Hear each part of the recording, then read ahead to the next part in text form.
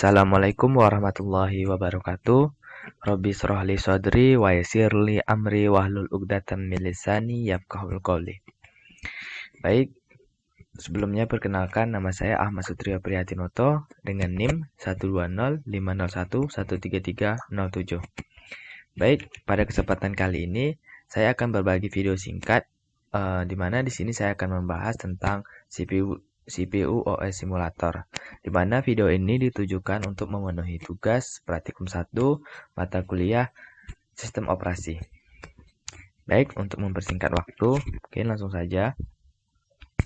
Nah, di sini kita masuk ke dalam pengenalan aplikasi, di mana CPU OS Simulator itu apa sih? CPU OS Simulator merupakan sebuah simulator yang interaktif yang dibuat untuk mendukung pembelajaran dengan mensimulatorkan kelakuan komputer dari sisi hardware maupun software.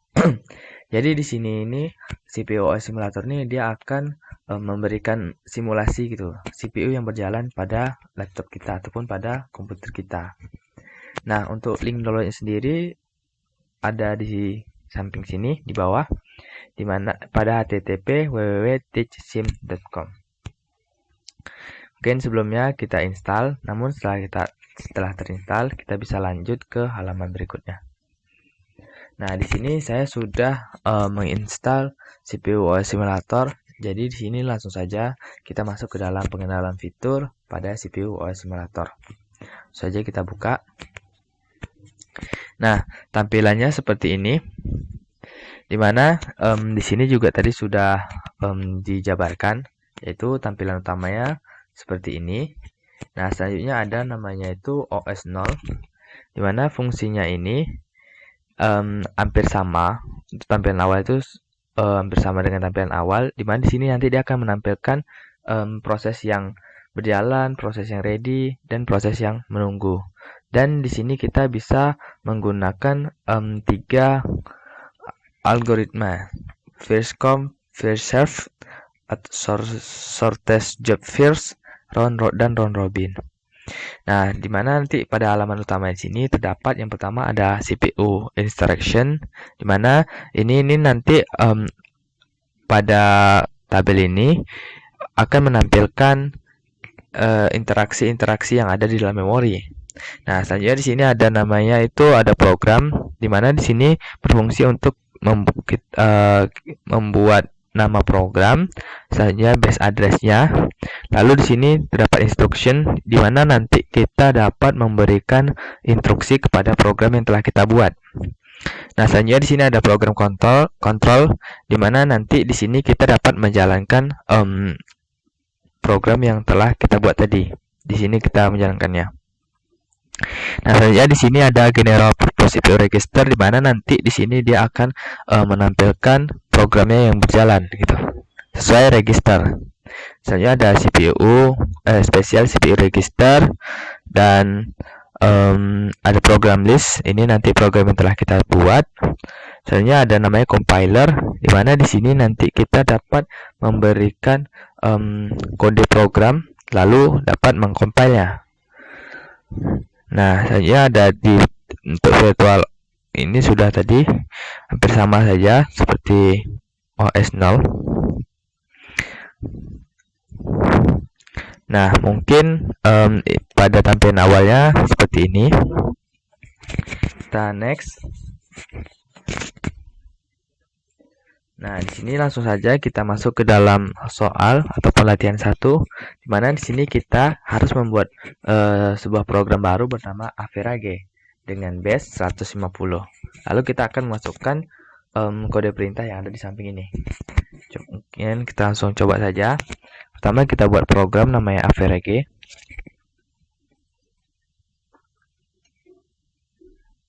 Selanjutnya base address-nya itu tadi 150.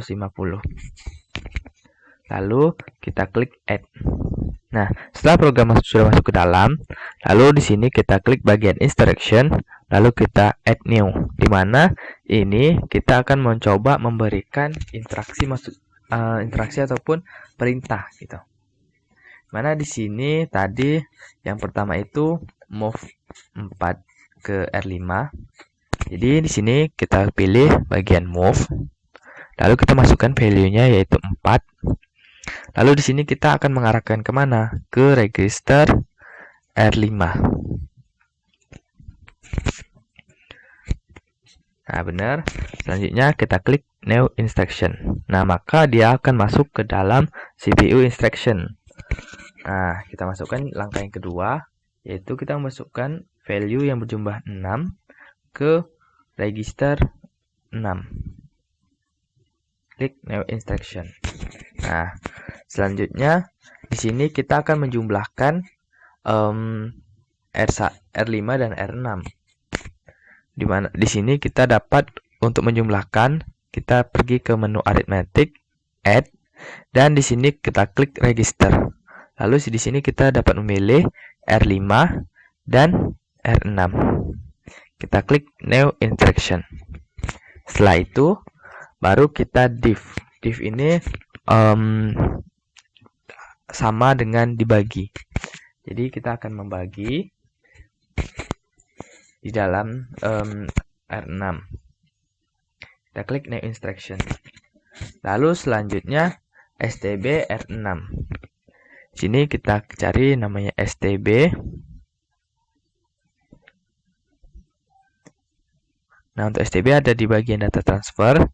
Setelah itu kita lihat lagi STB R60. Nah, di sini kita masukkan register R6, lalu value-nya adalah 0. Setelah itu kita klik New Instruction lagi, baru HLT. Di mana HLT ini adalah berfungsi untuk memberhentikan program. Jadi ketika program sudah berjalan sampai HLT, maka dia tidak terjadi looping lagi gitu. Maka dia langsung berhenti. Oke, setelah kita klik New Instruction, kita dapat close. Baru selanjutnya kita klik yang bagian pertama, lalu kita dapat mengklik bagian run. Lalu perhatikan nanti pada general purpose. Nah, di sini sudah berjalan. Nah, di sini sudah selesai. Mungkin di sini kita masih bingung ya, apa yang terjadi gitu kan. Jadi kita untuk agar kita lebih paham lagi, kita lihat dari step by stepnya. Nah, pada step pertama, dia akan memasukkan nilai 4 ke dalam R5. Sudah masuk ya. Selanjutnya step kedua, dia akan masukkan R6 nilai 6 ke dalam R6. Nah, di sini sudah masuk. Lalu next selanjutnya di sini dia akan menjumlahkan R5 dan R6. Berarti R5 itu value-nya 4 dan R6 itu value-nya R5 itu value-nya 4, R6 itu value-nya 6, maka jika dijumlahkan seharusnya menghasilkan nilai 10. Nah, di sini benar, di sini dia bernilai 10. Selanjutnya kita div atau kita bagi 2. Nah, setelah 10 dibagi 2 maka hasilnya 5. Nah, setelah itu next, lanjutlah ke HLT di mana program selesai. Maka program tidak dilanjutkan lagi. Oke, next ke soal yang kedua. Nah, pada soal kedua ini kita disuruh untuk mengcompile program. Nah, di sini langsung saja. Di sini teman-teman dapat meremove program. Yes. Setelah itu kita pergi ke menu Advanced, lalu bagian Compiler. Nah, di sini teman-teman dapat mengcopy kode program ini. Nah, karena di sini saya sudah mengkopinya di dalam Notepad, di sini tinggal saya pastikan saja ke CPU simulatornya pada program compiler. Nah, di sini setelah kita mengcopy programnya, maka hal yang selanjutnya kita lakukan adalah mengcompile. Nah, setelah compile sudah berjalan, lalu di sini kita load ke dalam memori. Setelah berhasil, maka di sini kita dapat melihat step by step ataupun kita dapat mengeran. Coba saja kita run ya, bagaimana hasilnya. Maka dia proses berjalan.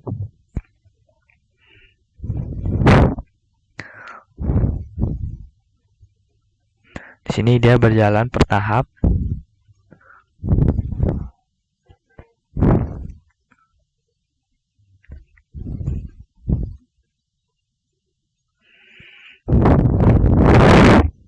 Kita tunggu sampai selesai. Di sini dia nanti akan menghasilkan rata-rata nilai 19 dan 20. Karena program yang kita masukkan tadi kurang lebih seperti itu. Nah, untuk R4 sudah berhenti pada angka 19. Namun pada R2 belum mencukupi nilai ataupun 19, maka dia akan coba menambahkan satu persatu bertahap hingga nilainya itu berjumlah 19.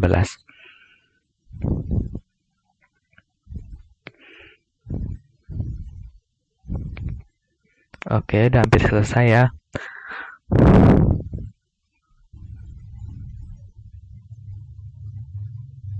Nah, di sini selesai. Maka program selesai ketika sampai HLT. Jadi dia akan melakukan for ataupun perulangan.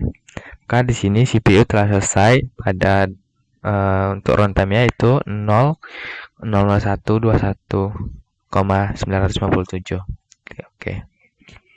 Nah, mungkin sampai di sini terlebih dahulu. Lebih dan kurang saya mohon maaf. Wabillahi taufik wal hidayah. Wassalamualaikum warahmatullahi wabarakatuh.